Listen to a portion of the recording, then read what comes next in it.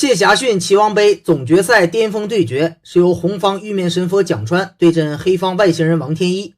开局选择仙指路对足底炮，红方炮2平5，黑方飞象。此时红方选择补士，防止黑方卒3进1的反击。黑方跳马，红方跳马，双方出局之后，黑方选择挺卒，蒋川选择巡河车，避免黑方进炮封车。此时黑方选择拐角马，红方可不可以平车捉马呢？我们来分析一下，假设红方此时选择平车攻击拐角马，黑方有一个车1平2的好棋。此时红方只能有2种下法，其一是选择收一个视角炮，黑方就选择马4进2跳上去，红方跳马，黑方跳马。这里有马1进2和马1进3两个路线，红方不好防守。这里不能飞象，否则对方马1进2之后，红方要丢车。那如果选择挺边兵，黑方马1进3之后，显然已经反先，黑方占优。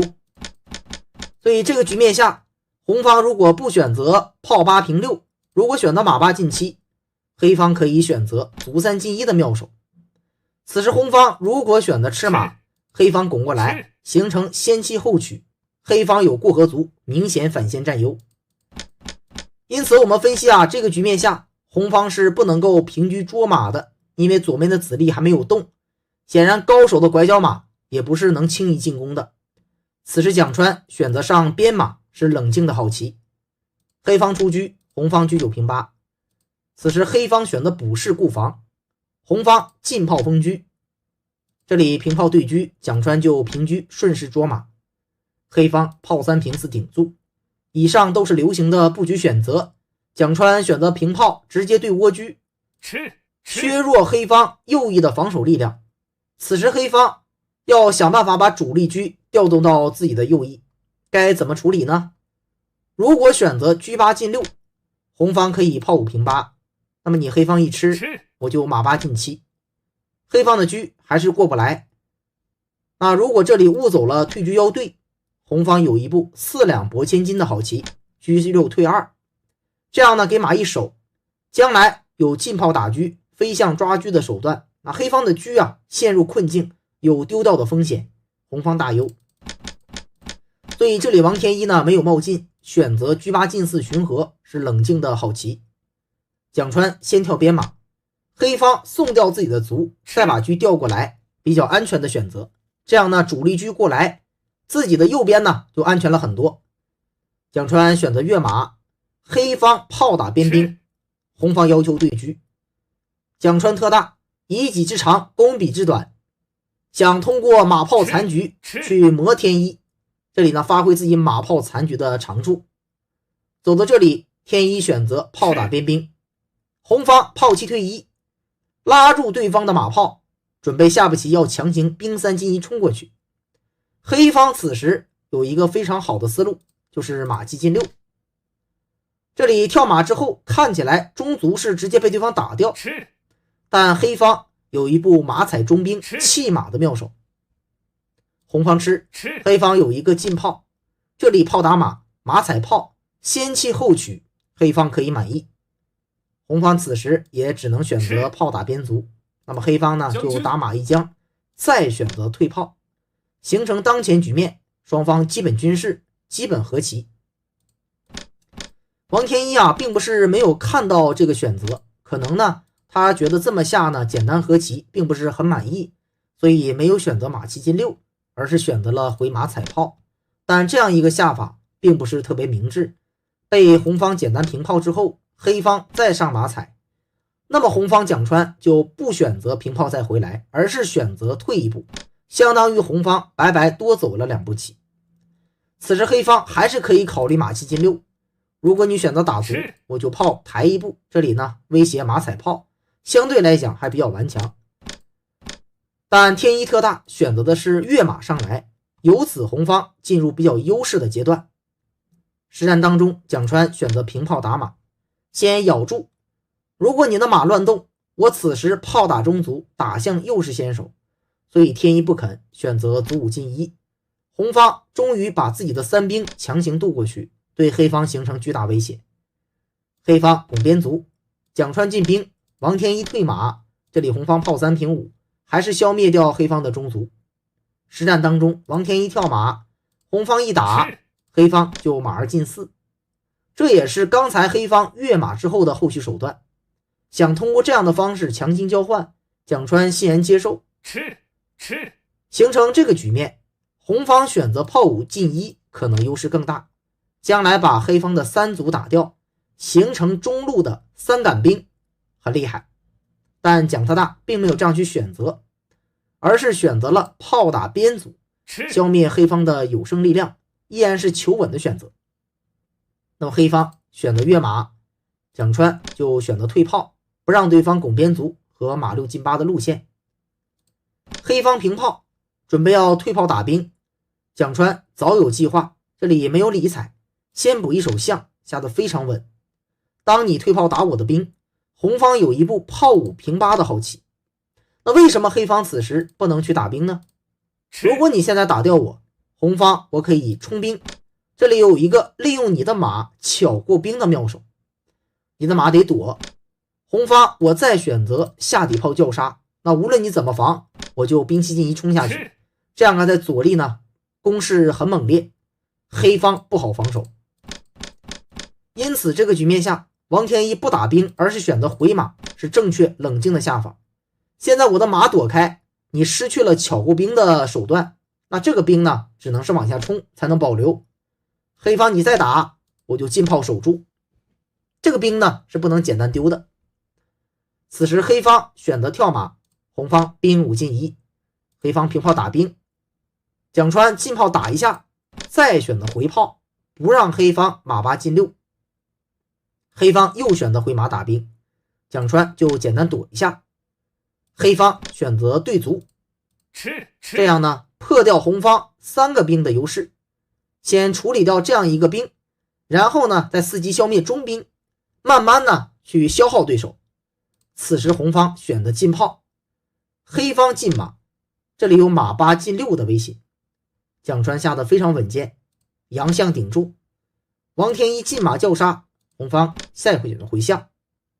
此时黑方选择平炮，准备伺机要退炮腰队，蒋川跃马，假装没看见，王天一按计划退炮腰队。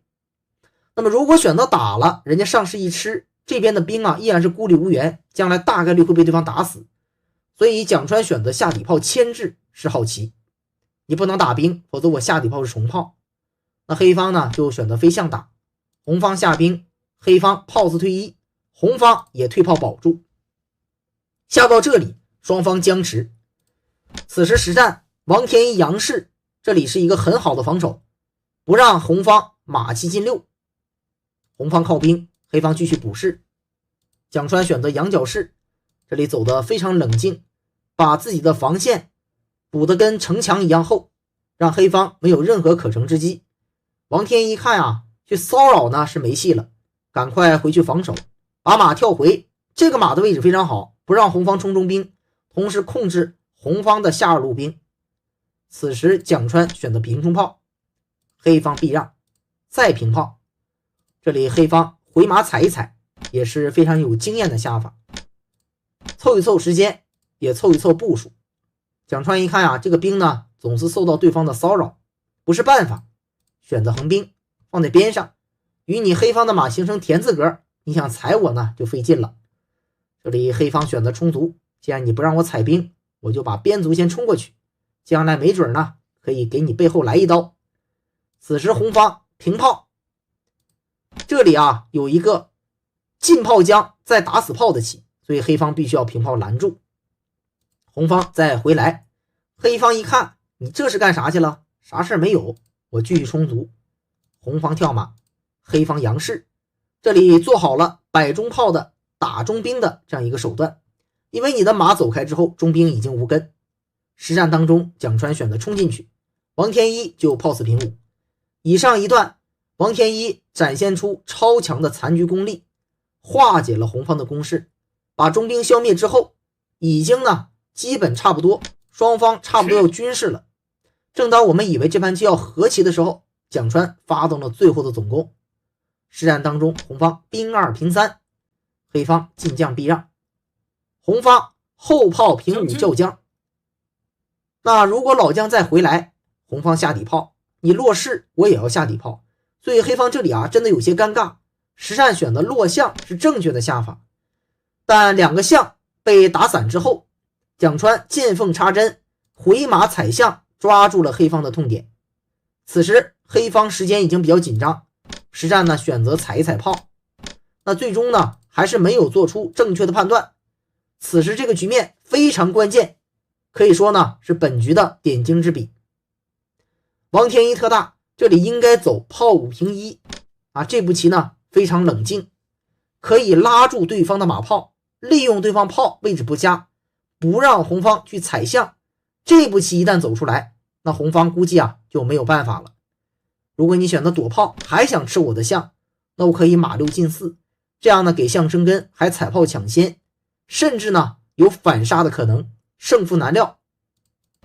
但非常可惜，实战当中时间紧张的情况下，天一特大没有发现这样一个战术，而是选择回马踩炮，误以为这个炮呢这个象呢已经保不住了，所以呢走了一步炮5 T1，这样蒋川直接把高象一吃，确立胜局。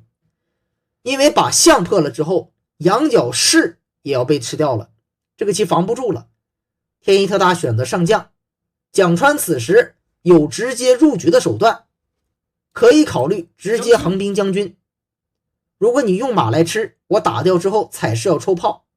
如果选择出将，这里呢有跳马将在兵4进1的妙手，形成当前局面，黑方已然是被绝杀。无论你走什么，红方都是平炮一将，再平炮将，你只能扬士，红方再选择马8进7，形成双杀。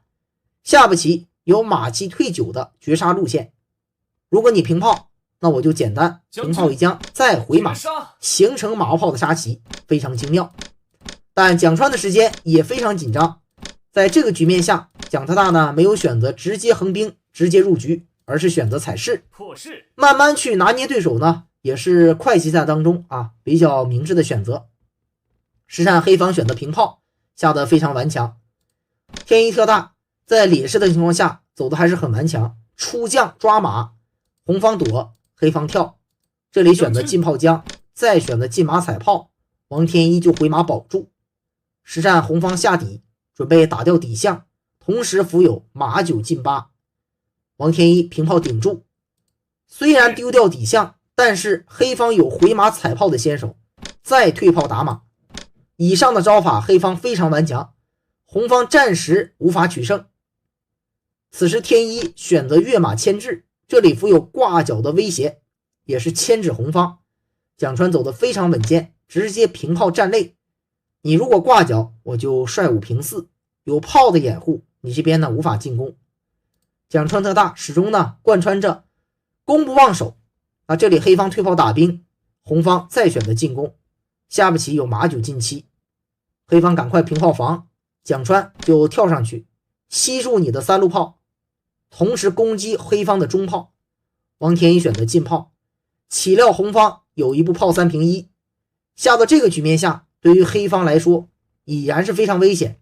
但是最顽强的走法依然是选择落士，这里你不敢打我的炮，否则我挂角是一个反杀。那么红方可能会进炮将，再回马将，黑方就上将。虽然严格来讲还是红方优势，但是比实战的效果要强。甚至于说黑方现在有炮打兵以及挂角的一些骚扰，红方并没那么容易呢去简单取胜。实战当中时间紧张的情况下，天一选择上将，这步棋可能是最后的败招。走到这里看起来好像红方也不敢打我，但是红方有一步回马叫将的妙手。黑方进将之后，蒋川帅5平4奠定胜局。出帅之后攻守兼备，现在是象抓着马，你显然不能打我，否则我兵一吃，这边要飞马，关键这匹马在象间必须要逃。王天一选择马3退5，蒋川进马一将锁定胜利。走到这里呢，王天一就投子认负了，因为如果选择下将，红方可以进兵简单杀棋；如果选择出将，炮呢就白白丢掉；如果选择上将，那么红方可以退炮一将，再简单把炮一打，确立多子的必胜之势。凭借这盘棋的胜利，蒋川战胜了强敌王天一，取得了2023年谢霞逊棋王杯最后的总冠军，同时终结了外星人不败的神话。